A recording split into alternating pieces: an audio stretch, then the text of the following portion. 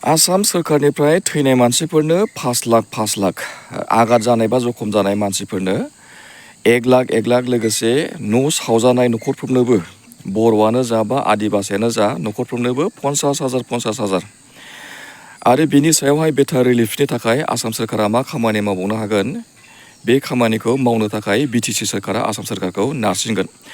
आसाम सोरखारा आसाम सोरखारनि जा खामानि मावनांगौ दङ बिनि सायावहाय बेफोर गासैखौबो मावखांजोबनायनि उनावहाय बिटिसि सोरखाराबो गासैजोंबो जयैनो खेबसे सावरायनानै मा खामानि मावबावनांगौ दङ बे खामानिखौ मावगोन।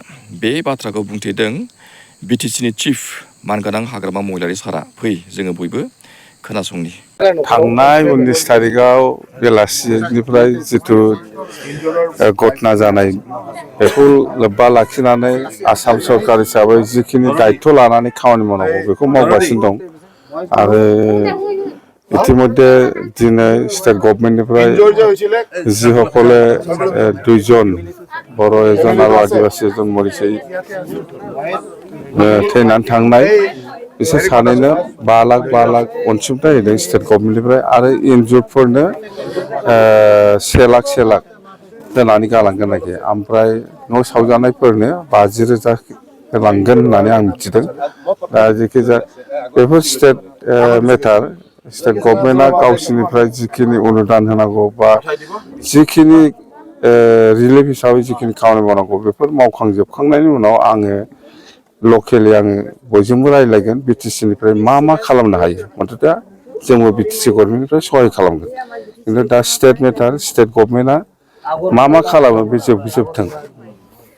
सार बेनि गेजेरावनो बिदिनो माखासे ओनसोलाव जेराव माने गिनाय सोमजियो माने पुलिस बेफोरखौ जों मिथिदों। गिख्रंलायनाया बर'फ्राबो गिदों आदिबासियाबो गिदों साइड बिनि सायाव पेट्रलिं होनांगौ बा जेराव जिखिनि प्रसासननि थाखाय खामानि मावनांगौ दं बियो स्टेट मेटार जों खोन्थाबाय आरो निस्सय स्टेट गभर्नमेन्टआ बेनि सायाव नोजोर होनानै रायजोआ जेरै नागिरदों बिदि खामानि मावनो हागोन। आंबो दंफायो स्टेट गभर्नमेन्टखौ आं प्रेसार होगोन बास।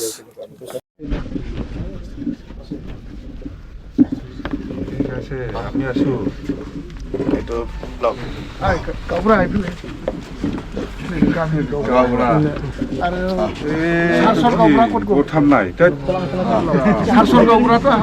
মন্ত্রী আইছে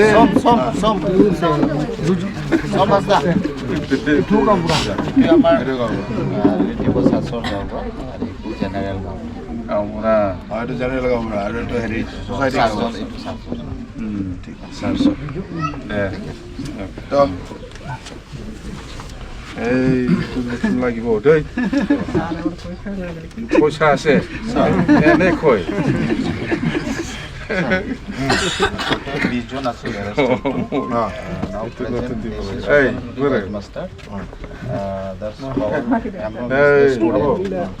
थाम गैया नै बेखौ मारिनांगौ नथुन দিব কৈছে नथुन দিব গাঁওবুঢ়া মানুহ আমি মিলাই পেলাই লোকেলি কৰিব লাগে কৰিব এইটো চিফে গোটেইখিনি হেৰি লৈ অলপ লোকেলি কথা পাতি কাৰণ এইটোতো আৰু মানে হৈ গ'ল আৰু কিবা এটা নঘটিবা ঘটনা এটা চবেইতো কোনো বিচৰা নাই গতিকে চব এতিয়া এটা মিলা মিছা কৰি আমি চব ঠিক ঠাক কৰিব লাগিব। ঠিক আছে মই লিষ্টটো ল'লোঁ মই কথাখিনি পাতি অকলে টিচাৰ এজন হেডমাষ্টাৰ আছে ষ্টুডেণ্টো আছে 3 জন এখেতে মানে যাতে বিয়া বস্তুত নাযায় মানে অতি সোনকালে মানে ৰিলিজ দিব দিলে আৰু কি ভাল আছিল নহ'লে